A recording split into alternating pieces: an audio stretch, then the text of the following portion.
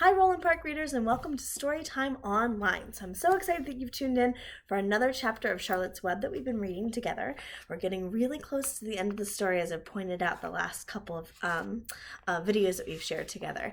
And I've been really curious about what's been going on with Charlotte. So if you've been listening with us, Wilbur has finally made it to the state fair, and it's towards the end of the summer, so it's in September. And Charlotte and Templeton stowed away with him. So they just arrived at the fair yesterday, and the last time we read. But Charlotte has been acting really strange, and she's been making something that she told Wilbur yesterday she would tell him in the morning, she'd show him in the morning what it was that she was making. So I've been really wondering what's going to be happening with Charlotte. So tonight we're going to read the next couple chapters. This next chapter, I didn't tell you the title, but chapter 19 is called The Egg Sack. So let's snuggle up and enjoy tonight's part of the story. Next morning, when the first light came into the sky and the sparrows stirred in the trees, when the cows rattled their chains and the rooster crowed and the early automobiles went whispering along the road, Wilbur awoke and looked for Charlotte. He saw her up overhead in the corner near the back of his pen. She was very quiet. Her 8 legs were spread wide, and she seemed to have shrunk during the night. Next to her, attached to the ceiling, Wilbur saw a curious object. It was a sort of sack or cocoon. It was peach-colored and looked as though it were made of cotton candy. "Are you awake, Charlotte?" he said softly. "Yes," came the answer. "What is that nifty little thing? Did you make it?" "I did indeed," replied Charlotte in a weak voice. "Is it a plaything?" "Plaything? I should say not. It is my egg sack, my magnum opus." "I don't know what a magnum opus is," said Wilbur. "That's Latin," explained Charlotte. "It means great work. This egg sack is my great work, the finest thing that I have ever made." "What's inside it?" said Wilbur. "Eggs?" 514 of them," she replied. 514, said Wilbur. "You're kidding." "No, I've counted."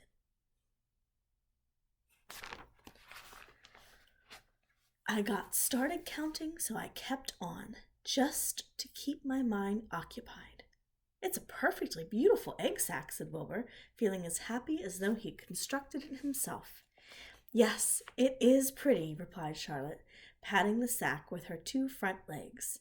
"Anyway, I can guarantee that it is strong.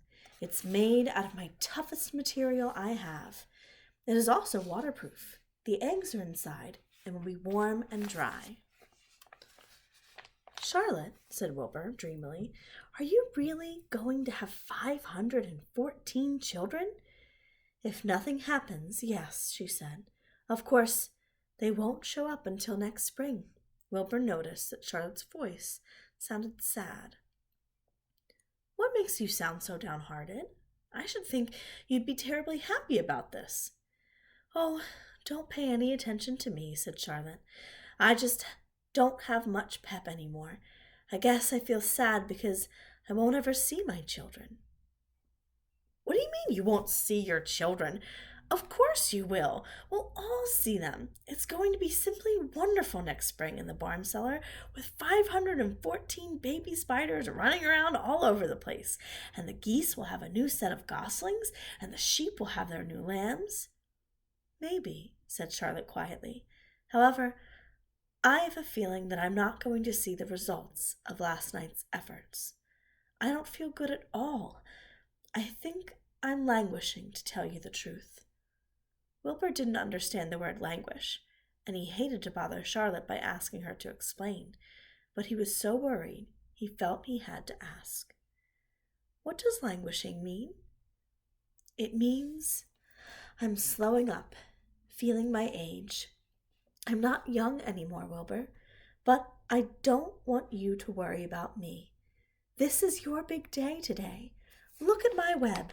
Doesn't it show up well with the dew on it?" Charlotte's web never looked more beautiful than it looked this morning. Each strand held dozens of bright drops of early morning dew. The light from the east struck it and made it all plain and clear. It was a perfect piece of designing and building. In another hour or two, a steady stream of people would pass by, admiring it and reading it and looking at Wilbur and marveling at the miracle. As Wilbur was studying the web, a pair of whiskers and a sharp face appeared. Slowly, Templeton dragged himself across the pen and threw himself down in a corner. "I'm back," he said in a husky voice. "What a night!" The rat was swollen to twice his normal size. His stomach was as big around as a jar of jelly.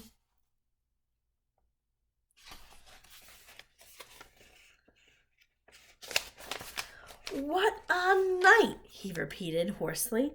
"What a feasting and carousing! A real gorge! I must have eaten the remains of 30 lunches.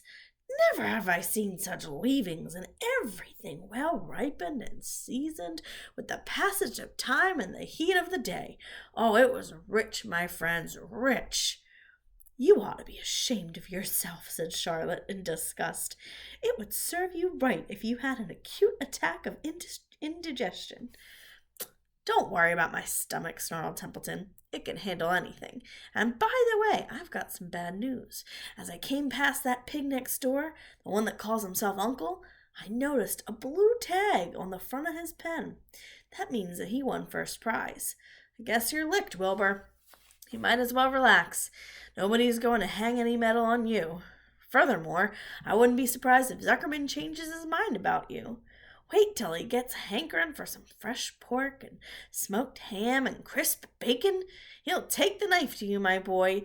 "Be still, Templeton," said Charlotte. "You're too stuffed and bloated to know what you're saying. Don't pay any attention to him, Wilbur." Wilbur tried not to think about what the rat had just said, and he decided to change the subject. "Templeton," said Wilbur, "if you weren't so dopey, you would have noticed that Charlotte has made an egg sack. She is going to become a mother. For your information, there are 514 eggs in the peachy little sack." "Is that true?" asked the rat, eyeing the sack suspiciously. "Yes, it's true," sighed Charlotte. "Congratulations," murmured Templeton. "This has been a night."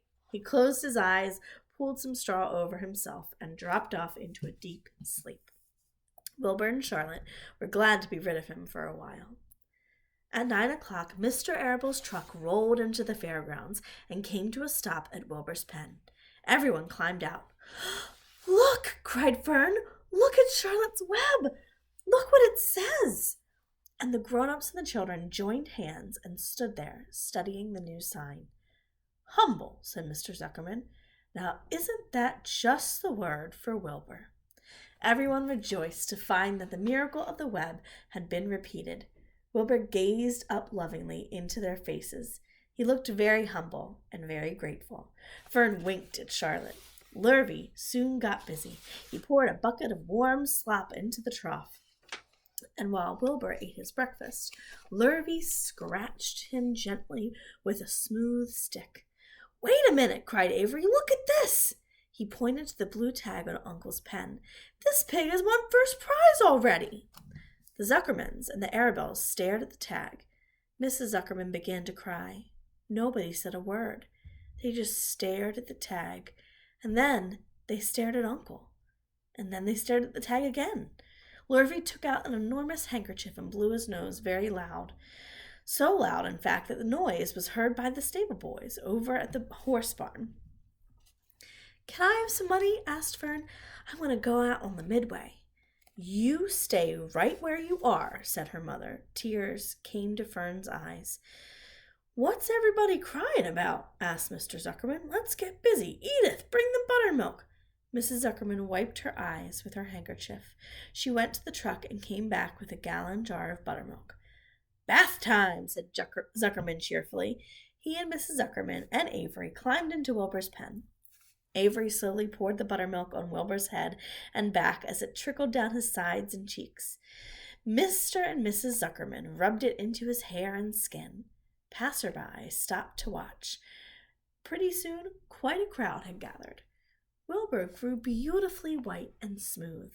The morning sun shone through his pink ears. "He isn't as big as the pig next door," remarked one bystander, "but he's cleaner. That's what I like." "So do I," said another man. "He's humble, too," said a woman, reading the sign in the web. Everybody who visited the pig pen had a good word to say about Wilbur. Everyone admired the web, and of course nobody noticed Charlotte. Suddenly, a voice was heard on the loudspeaker. "Attention, please," it said. "Will Mr. Homer Zuckerman bring his famous pig to the judge's booth in front of the grandstand? A special award will be made there in 20 minutes. Everyone is invited to attend. Crate your pig, please, Mr. Zuckerman, and report to the judge's booth promptly."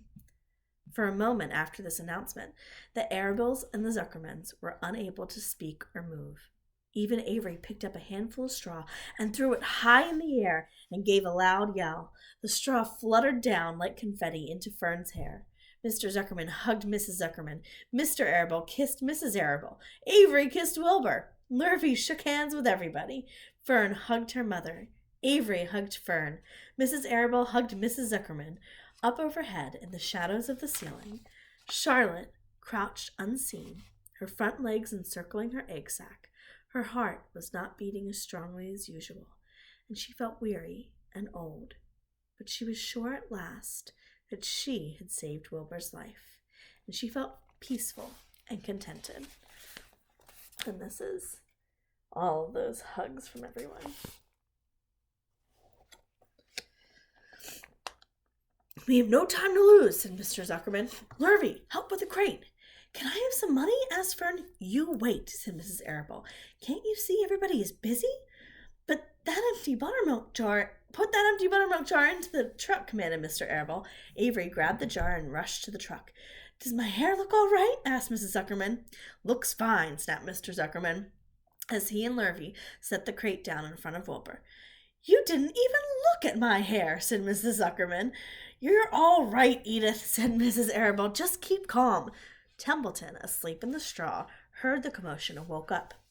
He didn't know exactly what was going on, but when he saw the men shoving Wilbur into the crate, he made up his mind to go along. He watched his chance, and when no one was looking, he crept into the crate and buried himself into the straw at the bottom. "All ready, boys," cried Mr. Zuckerman. "Let's go."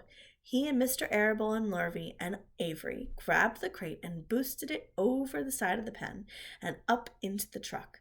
Fern jumped aboard and sat on top of the crate. She still had straw in her hair and looked very pretty and excited. Mr. Arabill started the motor. Everyone climbed in, and off they drove to the judge's booth in front of the grandstand. As they passed the Ferris wheel, Fern gazed up at it and wished she were in the topmost car with Henry Fussy at her side. Chapter 20. The Hour of Triumph. "Special announcement," said the loudspeaker in a pompous voice. "The management of the fair takes great pleasure in presenting Mr. Homer L. Zuckerman and his famous pig. The truck bearing this extraordinary animal is now approaching the infield. Kindly stand back and give the truck room to proceed. In a few moments, the pig will be unloaded in the special judging ring in front of the grandstand, where a special award will be made. Will the crowd please make way and let the truck pass? Thank you." Wilbur trembled when he heard this speech. He felt happy but dizzy. The truck crept along slowly in slow speed. Crowds of people surrounded it, and Mr. Arabill had to drive very carefully in order not to run over anybody.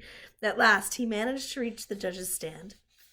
Avery jumped out and lowered the tailgate. "I'm scared to death," whispered Mrs. Zuckerman. "Hundreds of people are looking at us." "Cheer up," replied Mrs. Arabill. "This is fun." "Unload your pig, please," said the loudspeaker. "All together now, boys," said Mr. Zuckerman. Several men stepped forward from the crowd to help lift the crate. Avery was the busiest helper of all. "Tuck your shirt in, Avery," said Mrs. Zuckerman, "and tighten your belt. Your pants are coming down." "Can't you see I'm busy?" replied Avery in disgust. "Look!" cried Fern, pointing. "There's Henry." "Don't shout, Fern," said her mother, "and don't point. Can I please have some money? Asked Fern. Henry invited me to go on the Ferris wheel again, and I don't think that he has any money left. He ran out of money. Mrs. Arabelle opened her handbag. Here, she said. Here's 40 cents. Now don't get lost and be back at our regular meeting place by the pig pen very soon. Fern raced off, ducking and dodging through the crowd in search of Henry. The Zuckerman pig is now being taken from his crate, boomed the voice of the loudspeaker. Stand by for an announcement. Templeton crouched under the straw at the bottom of the crate. What a lot of nonsense, muttered the rat. What a lot of fuss about nothing. Over in the pig pen, silent and alone, Charlotte rested. Her 2 front legs embraced the egg sack. Charlotte could hear everything that was said on the loudspeaker. The words gave her courage. This was her hour of triumph. As Wilbur came out of the crate, the crowd clapped and cheered. Mr. Zuckerman took off his cap and bowed. Lurvy pulled his big handkerchief from his pocket and wiped the sweat from the back of his neck. Avery knelt in the dirt by Wilbur's side, busily stroking him and showing off. Mrs. Zuckerman and Mrs. Arabelle stood on the running board of the truck. Ladies and gentlemen, said the loudspeaker, we now present Mr. Homer L. Zuckerman's distinguished pig. The fame of this unique animal has spread to the far corners of the earth, attracting many valuable tourists to our great state. Many of you will recall that never-to-be-forgotten day last summer when the writing appeared mysteriously on the spider's web in Mr. Zuckerman's barn, calling the attention of all and sundry to the fact that this pig was completely out of the ordinary. This miracle has never been fully explained, although learned men have visited the Zuckerman pig pen to study and observe the phenomenon.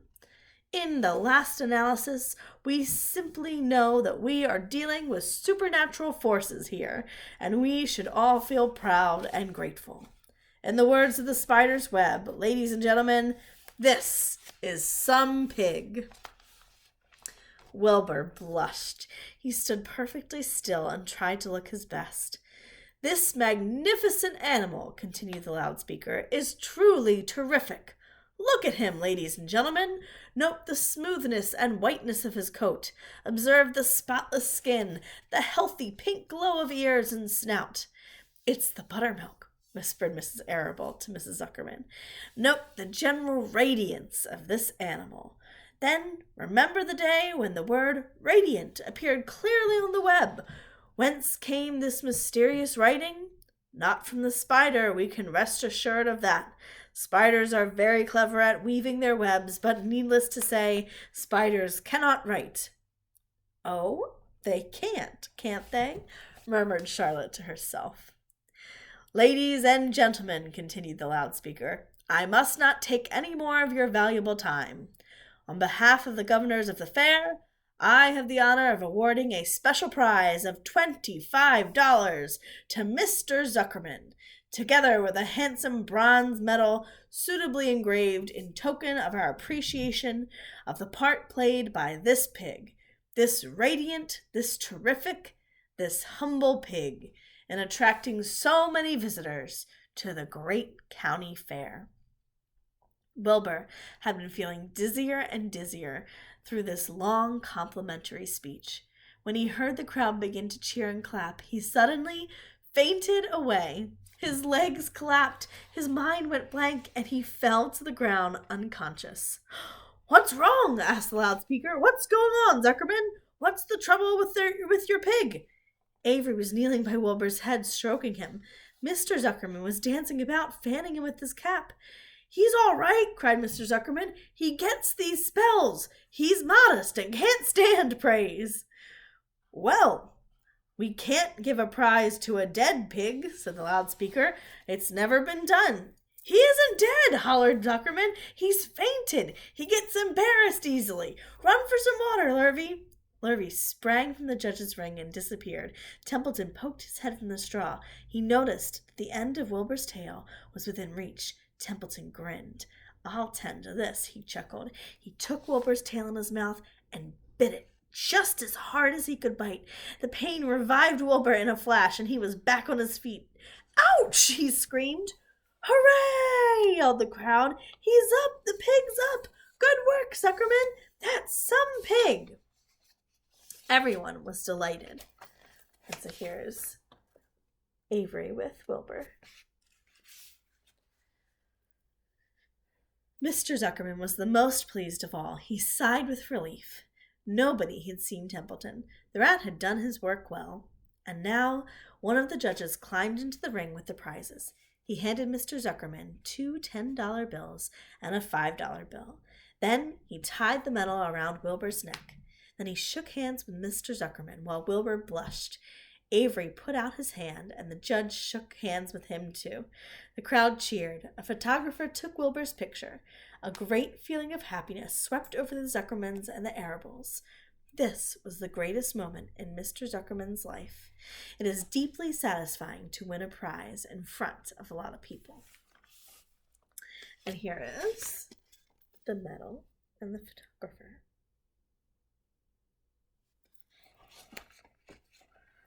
As Wilbur was being shoved back into the crate, Lurvy came charging through the crowd carrying a pail of water. His eyes had a wild look. Without hesitating a second, he dashed the water at Wilbur. In his excitement, he missed his aim, and the water splashed all over Mr. Zuckerman and Avery. They got soaked wet.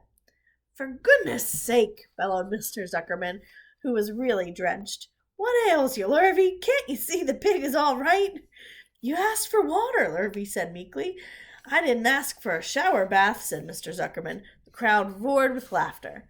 Finally, Mr. Zuckerman had to laugh too, and of course, Avery was tickled to find himself so wet, and he immediately started to act like a clown. He pretended he was taking a shower bath. He made faces and danced around and rubbed imaginary soap under his armpits, and then he dried himself off with an imaginary towel. Avery, stop it, cried his mother. Stop showing off. But the crowd loved it. Avery heard nothing but the applause. He liked being a clown in a ring, with everybody watching, in front of a grandstand. When he discovered there was still a little water left in the bottom of the pail, he raised the pail high in the air and dumped the water on himself. The children in the grandstand screamed with appreciation. At last, things calmed down. Wilbur was loaded into the truck. Avery was led from the ring by his mother and placed on the seat of the truck to dry off. The truck, driven by Mr. Arable, crawled slowly back to the pig pen. Avery's wet trousers made a big wet spot on the seat. And that is where we're going to stop tonight. We have only 2 chapters left, so the next time we tune in to read, we will finish our lovely story. It's been such a great journey to come all the way through this book with you. So for tonight, we'll stop there. We'll finish the story tomorrow. Sweet dreams and happy reading.